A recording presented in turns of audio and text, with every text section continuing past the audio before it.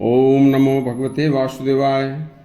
आज का प्रसंग मनुष्य जीवन के लिए बड़ा ही महत्वपूर्ण प्रसंग है। सुनिए, इस आज के प्रसंग में मनुष्य जीवन में होने वाली हर अच्छी या बुरी घटना के संबंध में बताया गया है। देखिए, घटना मनुष्य के जीवन में चाहे कोई अच्छी सुखदायी घटना हो, चाहे कोई अशुभ दुखदायी घटना हो, सभी घटनाओं का संबंध या तो पूर्वार्ध से, पिछले जन्मों से जुड़ा होता है, या फिर हरि इच्छा के बिना कभी कोई अच्छी या बुरी घटना नहीं घट सकती। फिर उसमें हरि इच्छा जुड़ी होती है।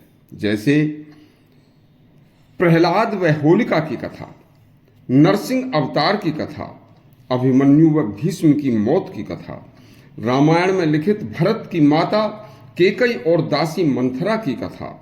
यदि भरत की माता केकई मंथरा के कहने में आकर राजा दशरथ को भरत के लिए राजगद्दी, राजा भरत को पुत्र भरत को राजगद्दी और राम के लिए 14 वर्ष का वनवास देने के लिए मजबूर न करती, तो सीता जी के साथ, राम के साथ सीता जी वनवास में न जाती तथा वनवास में ही लक्ष्मण सूर्पणखा के नाक व कान न काटते, और फिर छल द्वारा रावण का अपहरण भी नहीं होता। देखिए, सीता का अपहरण भी रावण द्वारा नहीं होता। देखिए, वनवास में ही राम द्वारा ताड़ की ओट लेकर बाली का वध नहीं होता, क्योंकि और फिर महाबली बाली ने महा अन्याय करके सगे भाई की पत्नी को जबरन बलपूर्वक अपनी पत्नी बना लिया था। इसके अलावा वनवास के ही दौरान भगवान के अनन्य भक्त व महाबली बलशाली हनुमान जी का मिलन भी श्री राम जी से नहीं होता। उधर लंका में अत्याचारी राक्षसों की ताकत बहुत बढ़ गई थी।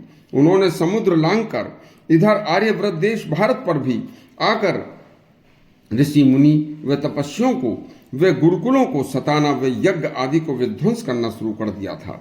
जब हमारे ऋषि मुनि यज्ञ करते थे तो उनके यज्ञ को भंग करने के लिए यज्ञ की अग्नि में मृत पशुओं के अवशेष फेंक दिया करते थे, जिससे हमारे ऋषि मुनि बहुत दुखी और आतंकित थे। पृथ्वी पर राक्षसों व विधर्मियों का भारी बोझ बढ़ गया था। ऐसे समय में यदि भगवान श्री राम वनवास पर न जाते तो राम रावण युद्ध न होता और महा अत्याचारी रावण द्वारा पोषित राक्षसों का अंत न होता। और यदि उन सभी राक्षसों का अंत राम रावण युद्ध में न होता तो वे राक्षस पूरी पृथ्वी पर फैल जाते, और यहाँ अच्छी पवित्र आत्माओं तथा यज्ञ हवन करने वाले तपस्वी साधुओं का क्या होता, सोचकर अंतरात्मा करहा उठती है। आज भी पृथ्वी पर फिर से ऐसे राक्षस वृत्ति के लोग भारी मात्रा में, उनका हमारी पृथ्वी पर जन्म हो चुका है और उन्हें पृथ्वी पर रहने वाले लोगों का ही समर्थन मिल रहा है। इनके भी किसी पूर्वार्ध के कारण कोई चमत्कार अवश्य होगा, क्योंकि किसी भी घटना के घटित होने का कोई ना कोई पूर्वार्ध या ईश्वर की इच्छा का अचानक कोई ना कोई ऐसा कारण अवश्य बन जाता है, जिसके कारण त्रेता में ही कलयुग जैसा आने लगा था। और अब कलयुग के प्रथम चरण में ही घोर महाभयंकर कलयुग के आने जैसे कारण बनते जा रहे हैं। देखना, अति शीघ्र कोई न कोई महाचमत्कार अचानक होने वाला है, जिससे पवित्र आत्माएं बच सकें।